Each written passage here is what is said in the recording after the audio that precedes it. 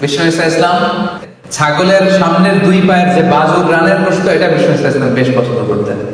আসাল, মধু খান আপনারা পছন্দ করতেন। হাব্বাতুস সাউদা, কালিজিরা পছন্দ করতেন। জাইতুন, অলিভস, জলপাই পছন্দ করতেন। রুম্মান মানে ডালিম ফল পছন্দ করতেন।